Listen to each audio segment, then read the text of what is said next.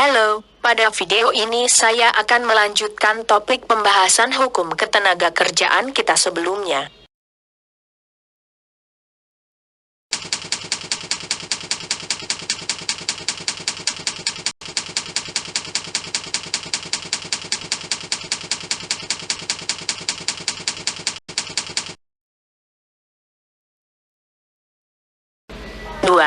Pemutusan hubungan kerja terhadap tenaga kerja dengan status PKWT. Pandangan hukum atas pemutusan hubungan kerja terhadap tenaga kerja dengan status PKWT sangat berbeda dengan pemutusan hubungan kerja atas tenaga kerja dengan status PKWTT. Sebagaimana namanya, maka unsur utama dari PKWT adalah waktu tertentu dan pekerjaan tertentu.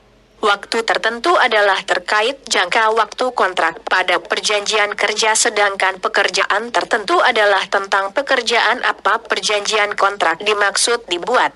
Dalam pembahasan ini, secara khusus saya akan menguraikan pemutusan hubungan kerja terhadap tenaga kerja outsourcing, atau jenis tenaga kerja mana yang paling banyak terdampak dari pembatasan sosial berskala besar atau PSBB.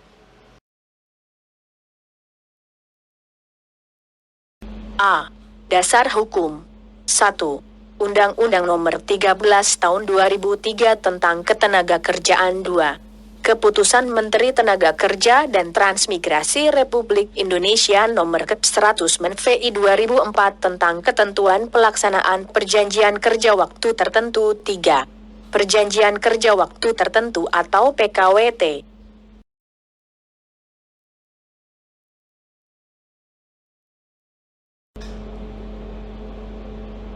B.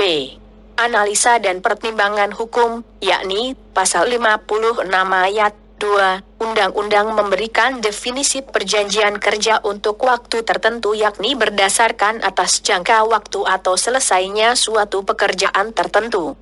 Pengertian ini sama halnya dengan pengertian yang dimaksud pada Pasal 1 Angka 1 Kepmenaker Trans tentang ketentuan pelaksanaan perjanjian kerja waktu tertentu, yakni adalah perjanjian kerja antara pekerja buruh dengan pengusaha untuk mengadakan hubungan kerja dalam waktu tertentu atau untuk pekerjaan tertentu. Bahwa berdasarkan ketentuan di atas, maka makna dari pemutusan hubungan kerja diganti dengan berakhirnya hubungan kerja karena telah berakhirnya suatu pekerjaan tertentu.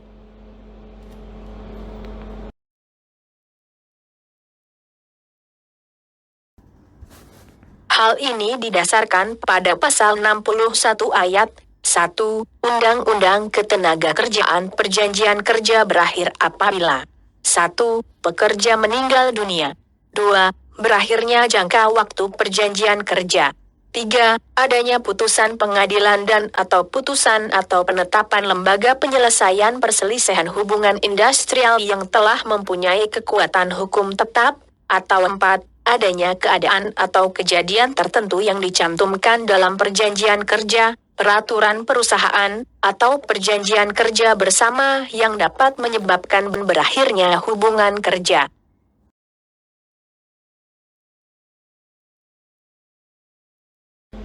Ketentuan berakhirnya pekerjaan tertentu dalam PKWT baik batasan ataupun kondisi keadaan selesai pekerjaan tertentu secara tegas harus dicantumkan di dalam PKWT, atau sebagaimana yang diatur pada Pasal 3 Ayat 1 Permen Pelaksanaan PKWT. Dalam kaitannya dengan pengakhiran hubungan kerja atas tenaga kerja outsourcing, yang perlu diperhatikan perusahaan dan tenaga kerja adalah apakah pekerjaan tertentu dicantumkan di dalam PKWT atau tidak. Bila tidak dicantumkan, maka ketentuan pengakhiran kerja dengan alasan berakhirnya pekerjaan tertentu tidak dapat dilakukan, namun pemutusan hubungan kerja sepihak. Bahwa apabila pemutusan hubungan kerja sepihak tidak dapat dihindarkan, maka sebagaimana pada Pasal 62 Undang-Undang Ketenagakerjaan menerangkan bahwa apabila salah satu pihak mengakhiri hubungan kerja sebelum berakhirnya jangka waktu yang ditetapkan dalam perjanjian kerja waktu tertentu, atau berakhirnya hubungan kerja bukan karena ketentuan sebagaimana dimaksud dalam Pasal 61 Ayat 1. Pihak yang mengakhiri hubungan kerja diwajibkan membayar ganti rugi kepada pihak lainnya sebesar upah pekerja buruh sampai batas waktu berakhirnya jangka waktu perjanjian kerja.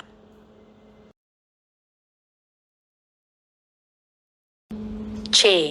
Bahwa apabila perusahaan tidak memenuhi kewajibannya berdasarkan ketentuan di atas, maka proses penyelesaian perselisihannya dapat diproses sebagaimana pasal 136 Undang-Undang Ketenagakerjaan yang menjelaskan, sebagaimana dikutip di bawah ini. 1. Penyelesaian perselisihan hubungan industrial wajib dilaksanakan oleh pengusaha dan pekerja buruh atau serikat pekerja serikat buruh secara musyawarah untuk mufakat. 2.